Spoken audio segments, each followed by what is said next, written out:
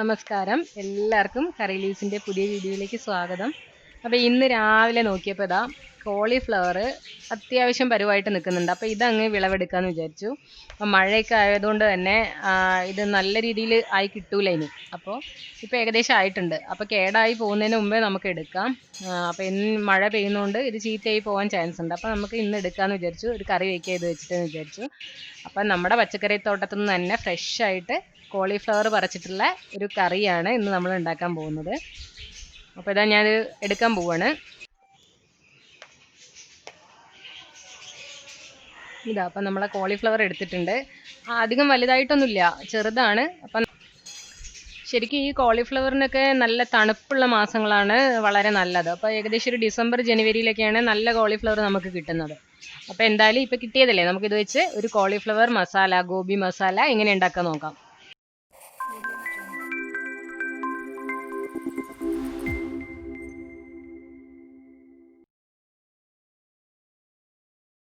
അപ്പോൾ ആദ്യം തന്നെ നമുക്ക് ഈ കോളിഫ്ലവറിനെ ഒന്ന് നല്ലതായിട്ട് ക്ലീൻ ചെയ്തെടുക്കാനുണ്ട്. അപ്പോൾ നമ്മൾ പുറത്തുനിന്ന് വാങ്ങിച്ചാണെങ്കിൽ മരുന്നടിച്ചതൊക്കെ ആയിരിക്കും. നമ്മൾ വീട്ടിൽ തന്നെ ഉണ്ടായതായതുകൊണ്ട് മരുന്നടിച്ചിട്ടൊന്നുമില്ല. എങ്കിലും ഇതിൽ ചെറിയ പ്രാണികളൊക്കെ കാണും. അപ്പോൾ അതൊക്കെ ഒന്ന് നശിച്ചു പോകാനായിട്ട് നമ്മൾ കുറച്ച് വെള്ളത്തിൽ മഞ്ഞപ്പൊടിയും ഉപ്പും കൂടെ ഇട്ടിട്ട് അതിലേക്ക് ഈ കോളിഫ്ലവർ ചെറിയ പീസുകളായിട്ട് ഇട്ട് കൊടുക്കുകയാണ്. അതൊരു അരമണിക്കൂർ അങ്ങനെ കിടക്കട്ടെ. അരമണിക്കൂർ കഴിഞ്ഞതിന് ശേഷം നല്ല ഫ്രഷ് ആയിട്ടുള്ള വെള്ളത്തിൽ ആ മഞ്ഞപ്പൊടിയിൽ നിന്ന് എടുത്തിട്ടുള്ള ആ കോളിഫ്ലവർ ഒന്ന് നന്നായിട്ട് കഴുകിയെടുക്കുക. ഇനി ഇതിവിടെ മാറ്റി വെക്കാം, നമുക്ക് കറി വെക്കാൻ നോക്കാം.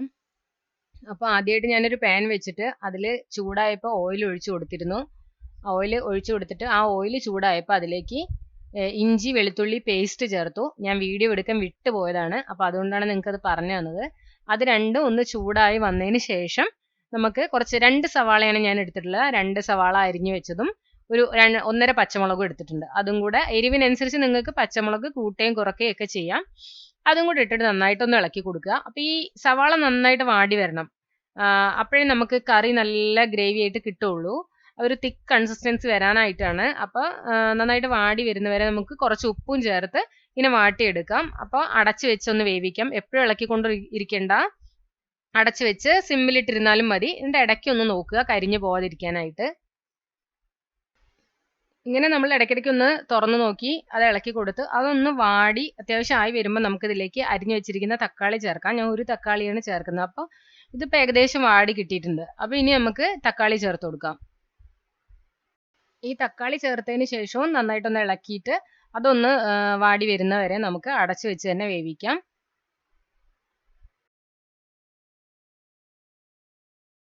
അപ്പോൾ ഇന്ന് എൻ്റെ കൂടെ കുക്കിങ്ങിന് ഒരാളും കൂടെ ഉണ്ട് കേട്ടോ. എൻ്റെ മോളാണേ. അവൾക്ക് ഇതൊക്കെ വന്ന് ചെയ്യാൻ ഭയങ്കര ഇഷ്ടമാണ്. അപ്പോൾ അവളാണ് ഇപ്പോൾ കുക്ക് ചെയ്തുകൊണ്ടിരിക്കുന്നത്. അപ്പോൾ അത് പറയുകയും വേണം, ആ മോളാണ് ചെയ്യുന്നതെന്ന് പറയണമെന്നാണ് അവൾ പറഞ്ഞിട്ടുള്ളത്.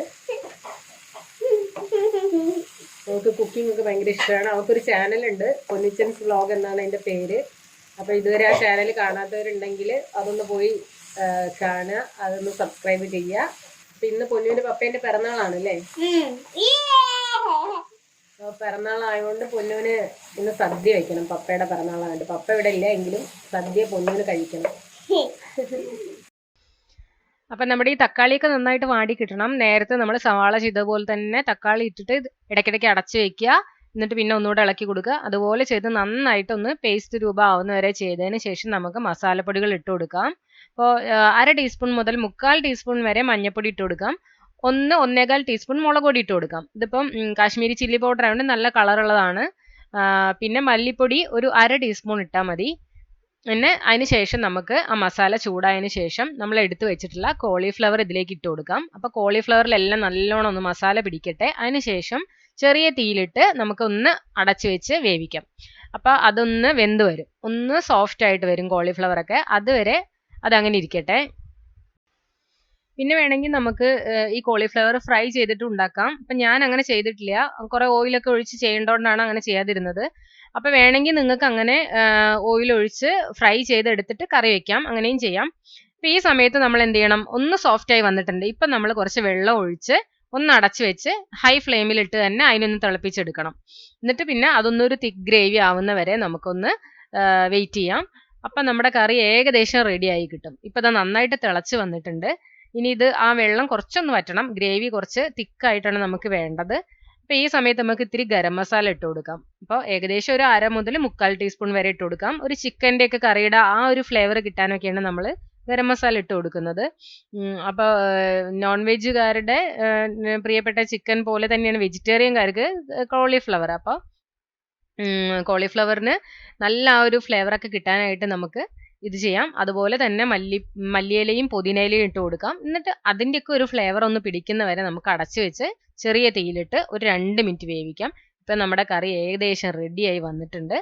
ഗ്രേവി ഇത്ര മതി. ഇനി ഗ്രേവി തോനെ വേണമെന്നുള്ളവർക്ക് കുറച്ചുകൂടെയൊക്കെ വെള്ളം ഒഴിച്ചു കൊടുക്കാം. അപ്പം എനിക്ക് ഉപ്പ് ഇത്തിരി കുറവായിരുന്നു, ഞാനിപ്പോൾ ഉപ്പിട്ട് കൊടുത്തിട്ടുണ്ട്. അപ്പം അതുപോലെ എല്ലാവർക്കും ചെയ്യാം. അതുപോലെ തന്നെ അവസാനമായിട്ട് ഇത്തിരി കെച്ചപ്പ് ഒഴിച്ചു കൊടുക്കുന്നത്, ടൊമാറ്റോ സോസ്.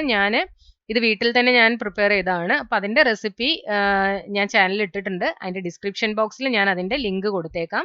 അപ്പോൾ ലാസ്റ്റ് ഇത്തിരി ആ സോസ് കൂടെ ഒഴിച്ചു കൊടുക്കുമ്പോഴത്തേക്കും ഈ കറി നല്ല ടേസ്റ്റി ആവും.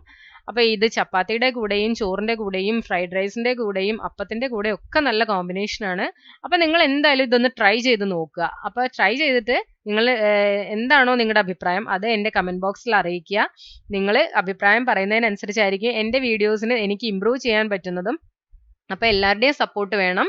അപ്പോൾ എല്ലാവരും വീഡിയോ ഇഷ്ടപ്പെട്ടെങ്കിൽ ഒന്ന് ലൈക്ക് ചെയ്യുക, ഷെയർ ചെയ്യുക.